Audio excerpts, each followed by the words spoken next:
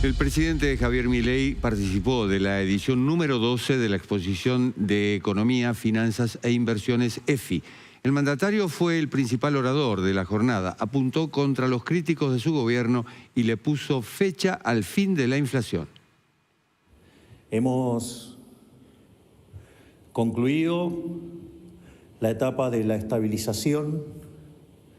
No quiere decir que las cosas están perfectas, pero sí hemos concluido con la estabilización.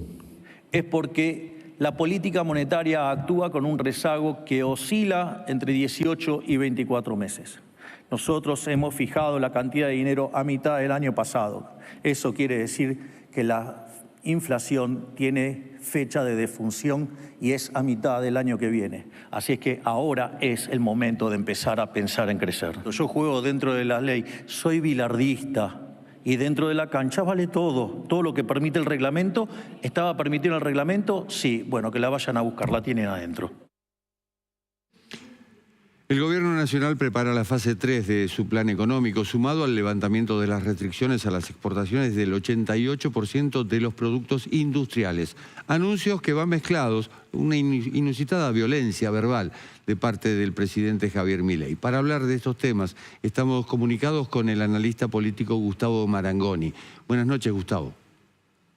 Hola, buenas noches, Jorge. Muchas gracias por la comunicación. Al contrario, es un gusto. Bueno, un presidente desbocado, evidentemente, pero con anuncios económicos de relevancia. Uno de ellos, el fin de la inflación a mediados del año próximo. El otro, el levantamiento de retenciones para productos industriales o el 88% de aquellos productos que se exportan. ¿Cómo se lee esto? Respeto tu orden en cuanto a los temas. La estética del presidente siempre fue la desmesura. Cuando no era presidente, cuando era panelista, cuando era diputado, cuando era candidato a presidente y ahora que es presidente. Y va a seguir siendo así. No solo porque un temperamento no se cambia, sino porque además es la dinámica de la campaña del oficialismo. Con los periodistas, con los economistas. La idea, me parece a mí que es clara. Es mantener un castigo a lo que denomina la casta, a los responsables de la decadencia argentina. Porque en la lectura que seguramente hace Santiago Caputo y los estrategas de campaña, está la idea de que los electorados votan para castigar. Entonces la idea es que no castiguen al oficialismo. De alguna manera el oficialismo actúa como la oposición de la oposición. Y creo que eso es lo que va a mantener a lo largo de todo el 2025.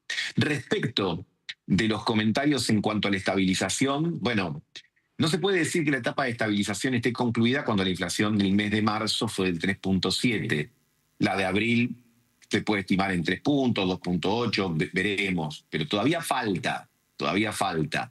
Creo que en algún momento hay que considerar que aún es un partido que está en juego, ya que el propio presidente utilizó la metáfora del fútbol y de Bilardo. Bueno, a Bilardo se lo conocía por los resultados. El gobierno ha obtenido resultados en materia de equilibrio presupuestario o de superávit primario, ha obtenido resultados en descenso de la inflación, pero me parece que todavía no se puede hablar de estabilidad. Respecto a la rebaja de las retenciones para 4.100 aproximadamente productos industriales, es una buena noticia. Siempre es bueno que la retención o el derecho de exportación, para explicarlo técnicamente como corresponde, se vaya eliminando en todas o se vaya reduciendo en todas las áreas. Por supuesto que es más difícil plantear la reducción en aquellos que generan más recaudación, como son los productos del agro, pero es una noticia positiva que seguramente va a ser muy bien recibida por la industria. Gustavo habló... En un contexto donde la economía real es castigada, perdón. Sí. Claro, habló del futuro y habló del presente, pero también se refirió al pasado cuando le achaca algo al exministro de Economía, Martín Guzmán. Lo compartimos. Pero digamos, yo no vengo acá a llorar, sino que el problema más grave fue esa estupidez de ley que sacó el imbécil, incapaz, infradotado de Guzmán,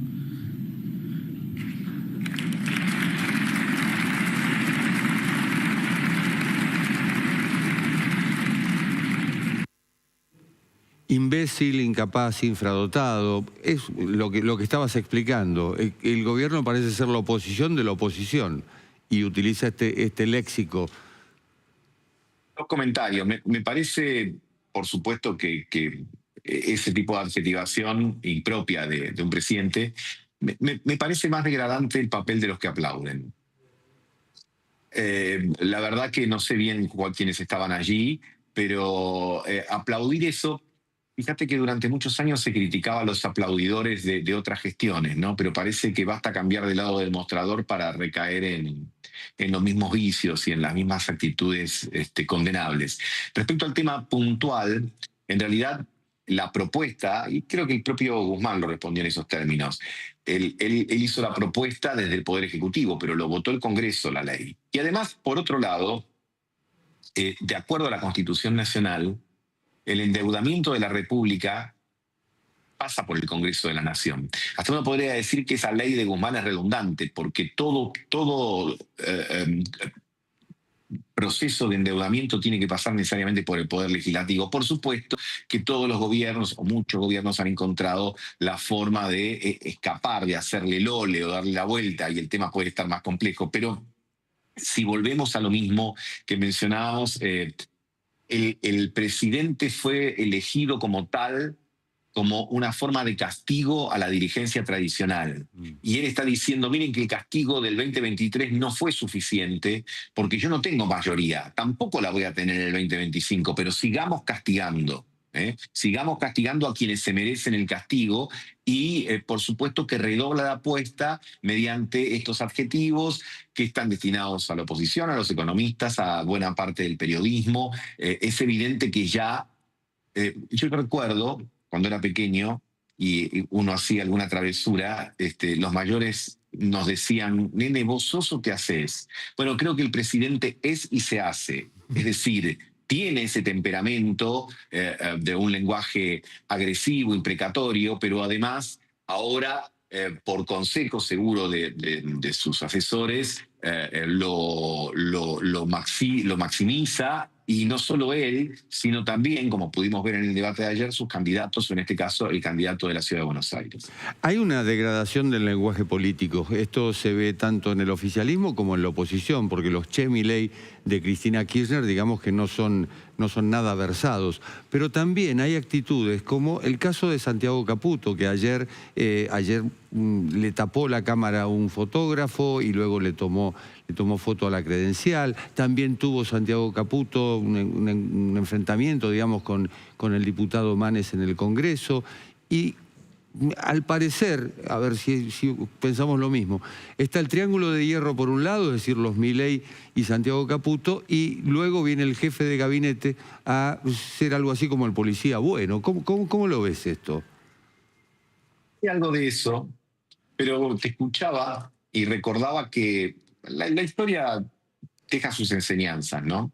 Cuentan que cuando los generales romanos tenían un éxito, un triunfo, se les permitía ingresar a Roma en medio de vítores, de aplausos, de fiestas, y entraban en las famosas cuadrigas, ¿viste? Esas típicos carros romanos. Sí, sí, sí. Y un esclavo que iba arriba de la cuadriga con el emperador, si fuese el caso, o el general, tenía una corona de laurel sobre la cabeza del general o del emperador y le susurraba permanentemente al oído, recuerda que eres mortal, recuerda que eres mortal. Una forma de señalarle que todo poder es efímero, que toda gloria pasa y que aquellos que consideran que los momentos de euforia son para, vivirlos a pleno, pero sobre todo para solazarse sobre ellos, tienen que considerar que esto va y viene, ¿no? Entonces, ahora que está de moda tanto citar la Biblia, alguno dice en el Antiguo Testamento, el que perturba su hogar heredará el viento. Creo que siempre es bueno considerar ese tipo de enseñanza. Quizá la prudencia en esta época sea una palabra con poco uso e inclusive desechada por muchos como un sinónimo de tibieza, pero sería importante que tratemos de convocar alrededor de algunos razonamientos o de propuestas o de estilos más serenos, cosa que estoy convencido no va a pasar en el 2025, sin ningún lugar a duda. Pero que no hay que descartar que sea una demanda de la sociedad cuando la espuma de todas las modas baje y cuando aquellos que piensan que quizás sus cambios son eternos descubran que, como todo en esta vida, se trata de fenómenos perecederos y transitorios. Hablas de este 2025 electoral, evidentemente, con una economía hoy al parecer aquietada, sobre todo el tipo de cambio y demás. Pero ¿pensás que puede haber un estrés cambiario antes de las elecciones de octubre? Bueno, en principio el gobierno tiene ahora una espalda robusta, porque tiene el préstamo del Fondo Monetario Internacional, porque tiene otros préstamos de organismos internacionales. Yo te diría que, aunque eso nunca se puede descartar, porque además la Argentina está en medio de una tormenta global, como todo el resto de los países, lo que hay que mirar es la economía real. Lo que hay que ver, hay determinados sectores a los que a lo mejor le cuesta mucho funcionar con un tipo de cambio bajo. Y también tenemos que ver el consumo. El ingreso disponible, es decir, lo que queda después de pagar aquello que no podés dejar de pagar, cuando vos no podés dejar de pagar la electricidad porque te la cortan, el gas porque te lo cortan, el agua porque te lo cortan, podés patear a lo mejor un mes o dos las expensas. Hay gastos que... Ahora, lo que te queda después de pagar lo imprescindible se ha achicado, y eso se refleja en determinados consumos, sobre todo en lo que tiene que ver con alimentos, en lo que tiene que ver con indumentaria. Yo creo que estamos en una economía dual en la cual hay sectores que aprovechan el descenso de la inflación y la tranquilidad cambiaria porque tienen capacidad de ingreso, por ejemplo, para cambiar el auto. La industria automotriz va a tener un buen año. El año pasado se vendieron 400.000 automóviles, este año probablemente estén cerca de los 600.000, pero eso convive, y también las motocicletas, pero eso convive también con la baja de las ventas de determinados negocios de cercanía, como mencionábamos, de indumentaria y de un proceso irregular en sectores industriales que no la están pasando bien. Entonces, el perro puede tener pulgas y puede tener piojos a la vez. Puede tener sectores que la estén pasando bárbaro y digan, mirá, ahora me sale más barato comprar en el exterior vía courier o viajando, o puedo vacacionar en el exterior. Y hay otros que se van a ver obligados a seguir reduciendo su consumo porque las jubilaciones o los salarios que están creciendo por debajo de la inflación, si bien se habían recuperado en los últimos meses del año pasado, ahora el gobierno les ha puesto de alguna manera un tope, y justamente eso es lo que ha motivado, entre otras cosas, las marchas de la CGT o algunas protestas o algunas convocatorias de paro, porque bueno, el tema de que la inflación baje es por supuesto muy importante y es una prioridad que debemos tener todos los argentinos, pero lo cierto es que si con una inflación baja los salarios se ven ajustados por debajo de ese nivel inflacionario, la lógica es que pierden capacidad de consumo y eso, por supuesto, retrae la economía. Cuando se habla del crecimiento de este año, en realidad, de lo que hay que hablar es de recuperación. Porque si vos un año caés, o 2 años, o 3 años caíste el 7 o el 8% y después sumás el 7 o el 8%, en realidad no estás creciendo, estás recuperando. Esto no es una crítica al gobierno, es simplemente poner el lenguaje donde corresponde. Ah, seguro. En el año 2020 la pandemia nos hizo caer 10 puntos. Y después, en el 2021, el gobierno de ese entonces decía, crecimos 10. No creciste 10, recuperaste lo que perdiste. Exactamente. Entonces, en este caso es exactamente lo mismo. Hay que ser preciso con las palabras. Vos vos señalabas muy bien, o yo estoy de acuerdo contigo, en la degradación del lenguaje. Y la degradación del lenguaje no pasa solamente por los insultos, no pasa solamente por los destratos, pasa también por usar palabras para definir conceptos que en realidad no corresponden. Gustavo, clarísimo. Muchísimas gracias. Gracias a vos por la comunicación.